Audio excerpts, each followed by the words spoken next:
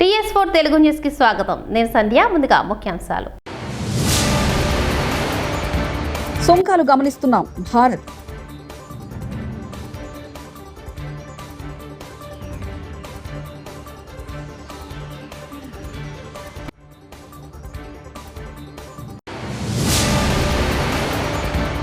AP Telugu Desam party నేతలతో సరదాగా కాసేపు ముచ్చటించిన సీఎం రేవంత్ రెడ్డి.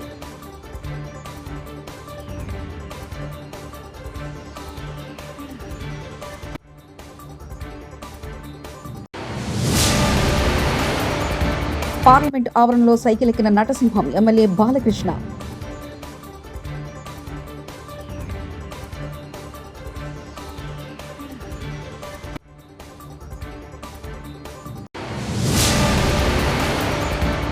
బాబు విషబీజాలు. ఏపీలో ఎమర్జెన్సీ పరిస్థితులు. వైఎస్ జగన్.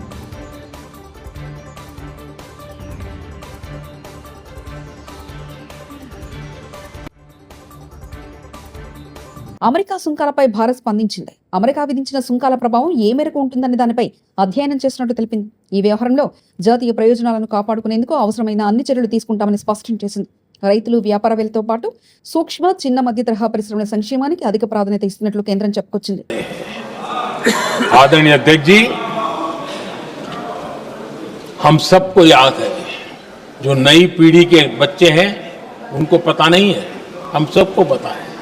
हर जगह पर अनाउंसमेंट होता था. रेलवे स्टेशन पर जाओ, बस स्टैंड पर जाओ, एयरपोर्ट पर जाओ, बाजार में जाओ, मंदिर में जाओ, कहीं पर भी जाओ, जहां भी भीड़ होती है, कोई भी लावारी चीज दिखे छूना मत, पुलिस को तुरंत जानकारी देना, वो बम हो सकता है. हम 2014 तक यही सुनते आए थे. ये हालात करके रखा था. देश के कोने कोने में यही हाल था. माहौल ये था कि जैसे कदम कदम पर बम बिछे हैं और खुद को ही नागरिकों ने बचाना है. उन्होंने हाथ ऊपर कर दिए थे, अनाउंस कर दिया. आदरणीय अध्यक्ष जी, కాంగ్రెస్ కి కమ్జోర్ సర్కారో పార్లమెంట్ లో నటుడు ఎమ్మెల్యే నందమూరి బాలకృష్ణ సందడి చేశారు. పార్లమెంట్ ఆవరణలో విజయనగరం ఎంపీ అప్పలనాయుడు తాను రోజు పార్లమెంట్కి వచ్చే సైకిల్ ను బాలకృష్ణ చూపించారు. దీంతో బాలకృష్ణ కాసేపు సరదాగా ఆ సైకిల్ కి ఫోటోలకు స్టిల్స్ ఇచ్చారు. బై ఎన్నికలు వస్తే మళ్లీ కాంగ్రెస్ పార్టీనే గెలుస్తుంది. ఫిరాయింపు ఎమ్మెల్యే కేసులో సుప్రీంకోర్టు తీసుకున్న నిర్ణయానికి కాంగ్రెస్ పార్టీ కట్టుబడి ఉంటుంది. స్పీకర్ ఏ నిర్ణయం తీసుకున్నా మేము కట్టుబడి ఉంటామంటూ ఎంపీ చామల కిరణ్ కుమార్ రెడ్డి తెలిపారు. నిర్ణయం తీసుకున్న దాన్ని బట్టి కాంగ్రెస్ పార్టీ కట్టుబడి ఉంటుంది. స్పీకర్ ఏ నిర్ణయం తీసుకున్నా, ఒకవేళ బై ఎన్నికలు వస్తే బై ఎన్నికలు నిలబడి గెలుస్తాం. ఎందుకంటే ఇవాళ ప్రజాపాలన బ్రహ్మాండంగా చేస్తున్నాం. ప్రజలు మా వైపుర్రు. వీళ్ళు ఏదో 2024 దాకా 2028 29లో తొడగొడతామంటారు కదా, వాళ్ళకు కూడా మంచి అవకాశం తాడో పేడో తెలుసుకుని. సుప్రీంకోర్టు కూడా మాకున్న రాజ్యాంగం ప్రకారం స్పీకర్ అనేట ఆయననే నిర్ణయం తీసుకోవాలి. స్పీకర్ 3 నెలల లోపు నిర్ణయం తీసుకోవాలని క్లారిటీకి ఇచ్చిర్రు. కాబట్టి స్పీకర్ నిర్ణయం తీసుకున్న దాన్ని బట్టి కాంగ్రెస్ పార్టీ కట్టుబడి ఉంటుంది.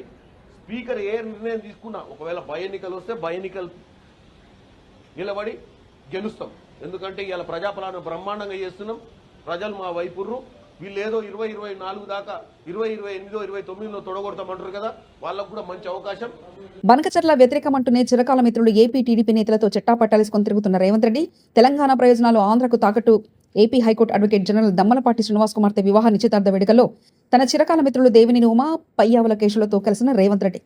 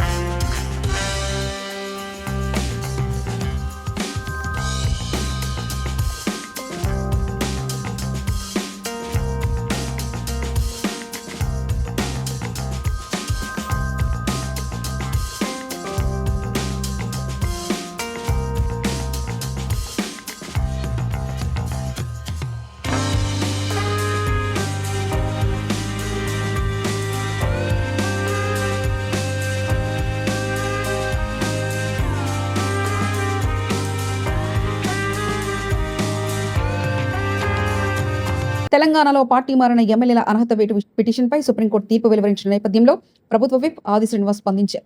న్యాయస్థానాలంటే తమకు గౌరవం ఉందని, సుప్రీం తీర్పును స్వాగతిస్తామని, 10 ఏళ్లు అధికారంలో ఉన్న బీఆర్ఎస్ ప్రజాస్వామ్యాన్ని కూల్చేసి అనేక మంది ఎమ్మెల్యేలు, ఎంపీలు, జెడ్పీటీసీ, ఎంపీటీసీలను పార్టీలో చేర్చుకుంది. ఆ పార్టీ విధానాలు నచ్చక బయటకు వచ్చిన ఎమ్మెల్యేలపై అర్హత పిటిషన్ వేసి ప్రభుత్వం కూలిపోతుందని పకటికలలు కన్నారు. పార్టీ మారిన ఎమ్మెల్యేల అర్హతపై నిర్ణయ అధికారాన్ని స్పీకర్కే ఉంటుందని తెలిపిన బీఆర్ఎస్ నాయకులు నానాయాగి చేశారని ఆది శ్రీనివాస్ అన్నారు.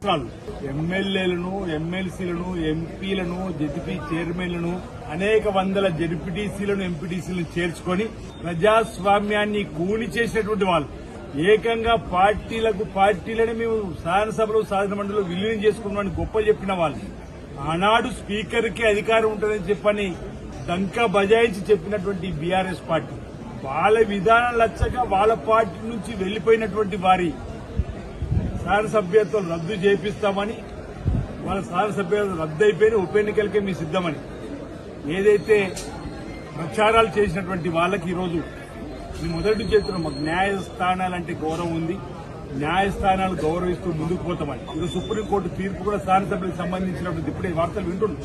3 మాసాల్లో స్పీకర్ గారు ఈ అంశాన్ని తేల్చండి అని చెప్పని తీర్పు వచ్చినట్టు, వాళ్ళేమో ఈ శాసనసభ్యత్వాలు రద్దు చేయమని మేము వెళ్ళినా రద్దు అవుతుందని చెప్పని దుష్ప్రచారం చేశారు. సుప్రీంకోర్టు ఈరోజు ఏమి అభిప్రాయపడ్డది, ఇది స్పీకర్ గారి పరిధిలో ఉంటుంది, 3 మాసాల్లో తేల్చమని చెప్పండి. సరే, సుప్రీంకోర్టు ఇచ్చిన ఆదేశాలను మా సూచన, సలహా, సజెషన్ ఏదైతే ఉందో ఆ తీర్పు మా శాసనసభకు సంబంధించిన స్పీకర్ గడ్డం ప్రసాద్ కుమార్ గారు నిర్ణయం తీసుకుంటారని చెప్పండి భావన వ్యక్తం చేస్తుంది. ఇక్కడ నేను ఏం చెప్పదలుచుకున్నా అంటే, ఆ రోజు స్పీకర్ గారికి విశేష అధికారులు ఉన్నాయని చెప్పని మీరు ఏదైతే 60 మందిని తీసుకున్నప్పుడు నిర్ణయం ఏ విధంగా జరిగిందో, ఇప్పుడు కూడా స్పీకర్ గారి విచక్షణ అధికారానికి, స్పీకర్ గారి నిర్ణయానికి వదిలేద్దామంటే ఈరోజు నానా రకాలుగా యాగి చేసినటువంటి బీఆర్ఎస్ పార్టీ ఏమంటారు ఉంటున్నారు. మళ్ళీ ఎక్కడికి వచ్చింది బాల్, స్పీకర్ గారి అధికారాన్ని ప్రకారమే జరగాలని చెప్పని సుప్రీంకోర్టు కూడా అభిప్రాయపడ్డది. కాబట్టి ఈరోజు మీ మొదటి నుంచి చెప్పింది నిజమైందనే మాట చెప్పడానికి కోసం ఈ సందర్భంగా ప్రయత్నం చేస్తాం. ఈరోజు ఈర్ష్యాభావంతో ఇక్కడ కేటీఆర్ గాని, అటు హరీష్ రావు గాని, అటు కవిత గారు గాని రకరకాల యాగి రోజు ఈ ప్రభుత్వం వచ్చిన 3 రోజుల నుంచి ప్రభుత్వం పడిపోతుంది, కూలిపోతుంది, కాలిపోతుంది, ఇంకెక్కడి ప్రభుత్వం అన్నారు. 19 మాసాలైంది, 20 మాసాలకు అడుగు పెడుతుంది. ఐక్యంగా కాంగ్రెస్ ప్రభుత్వం, ఇందిరమ్మ ప్రభుత్వం, రేవంత్ రెడ్డి గారి నాయకత్వం ముందుకు పోతుంటే ఈరోజు కావాలని చేసే దుష్ప్రచారం తప్ప మరొకటి కాదన్న మాట. ఆడతల్లు కార్టీసీ బస్సు ప్రయాణం మొదలుపెట్టిన రోజు కేటీఆర్ గారు మహిళా తల్లుల మీద అనుచిత వ్యాఖ్యలు చేశారు. ఆ మాటలు నేను మళ్ళీ చెప్పే ప్రయత్నం చేయాలి. కానీ 200 కోట్ల జీరో టికెట్ ప్రయాణాలు పూర్తి కాబట్టి 6,680 కోట్ల రూపాయలు ప్రభుత్వం వారి తరఫున ఆర్టీసీ చెల్లించింది. ఇప్పుడేమంటావు కేటీఆర్ అవుతాడు. రెడ్ బుక్ రాజ్యాంగంలో ఇవాళ రాష్ట్రంలో ఎమర్జెన్సీ పరిస్థితులు కనిపిస్తున్నాయని వైఎస్ఆర్సీపీ అధినేత మాజీ సీఎం వైఎస్ జగన్మోహన్ రెడ్డి అన్నారు. తన పార్టీ వాళ్ళని పరామర్శించడానికి వస్తే తప్పేంటని, పర్యటన కోసం ఆంక్షలు విధించడం విడ్డూరంగా ఉందని అన్నారాయన. నెల్లూరులో ఇవాళ ఆయన మీడియాతో మాట్లాడారు. రెడ్ బుక్ రాజ్యాంగంలో ఇవాళ రాష్ట్రంలో ఎమర్జెన్సీ పరిస్థితులు తలపిస్తున్నాయని వైఎస్ఆర్సీపీ అధినేత మాజీ సీఎం వైఎస్ జగన్మోహన్ రెడ్డి అన్నారు. మా పార్టీ వాళ్ళను పరామర్శించడానికి వస్తే తప్పేంటి, పర్యటన నేపథ్యంలో ఆంక్షలు విధించడం విడ్డూరంగా ఉందని అన్నారాయన. గురువారం నెల్లూరు పట్టణంలో భాగంగా అక్రమ కేసులో జైల్లో ఉన్న మాజీ మంత్రి కాకానితో ములాఖత్ అయ్యారు. అనంతరం మాజీ ఎమ్మెల్యే ప్రసన్న కుమార్ రెడ్డి కుటుంబాన్ని పరామర్శించి మీడియాతో వైఎస్ జగన్ మాట్లాడారు. చంద్రబాబు నాయుడు అడుగుతా ఉన్నాను,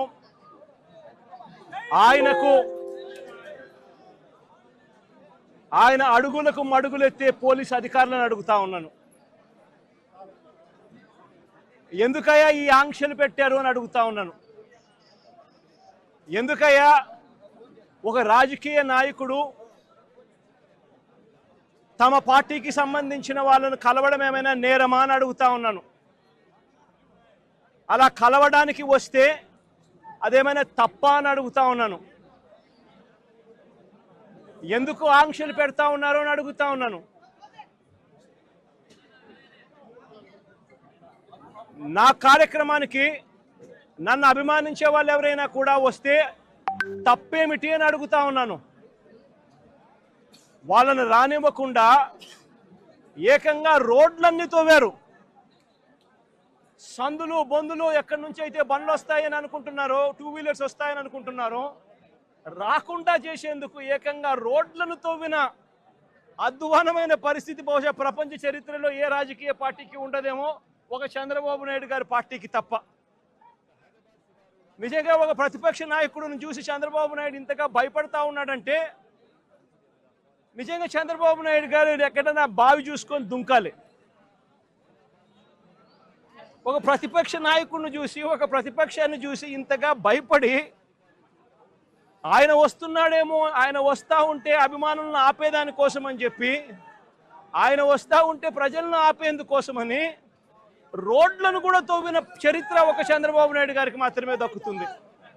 ఈరోజు దాదాపుగా 2000 పైచీలకు పోలీసులు, 2000 పైచీలకు పోలీసులు, లెక్కలేనంత మంది డిఎస్పీలు, డిఐజీ ఇక్కడే తిష్టేసినాడట.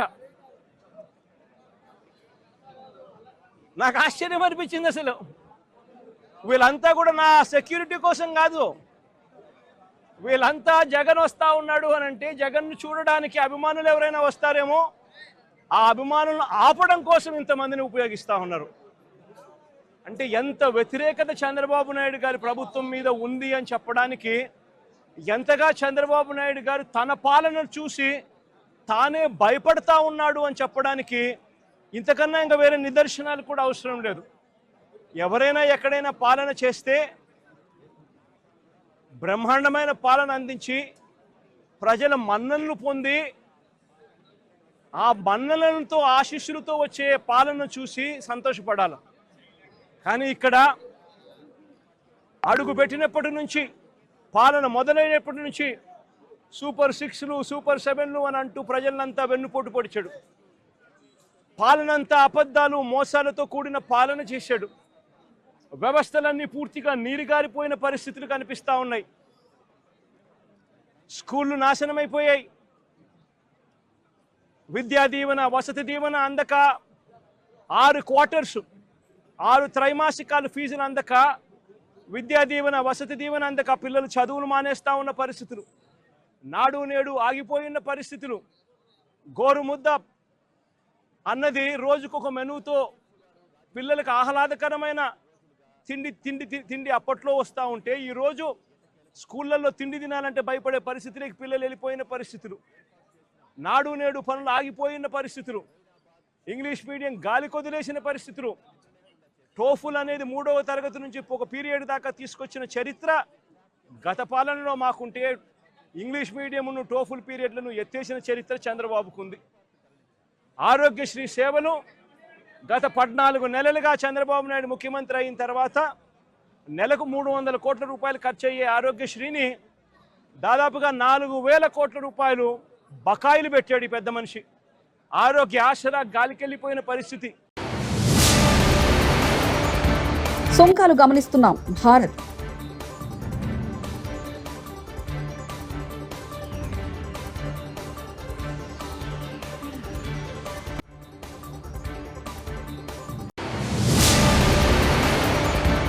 ఏపీ తెలుగుదేశం పార్టీ నేతలతో సరదాగా కాసేపు ముచ్చటించిన సీఎం రేవంత్ రెడ్డి.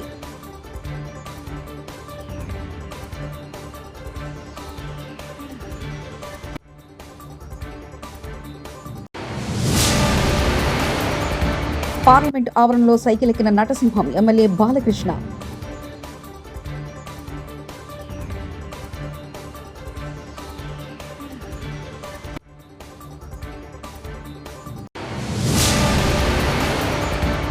బాబు విషబీజాలు, ఏపీలో ఎమర్జెన్సీ పరిస్థితులు, వైఎస్ జగన్.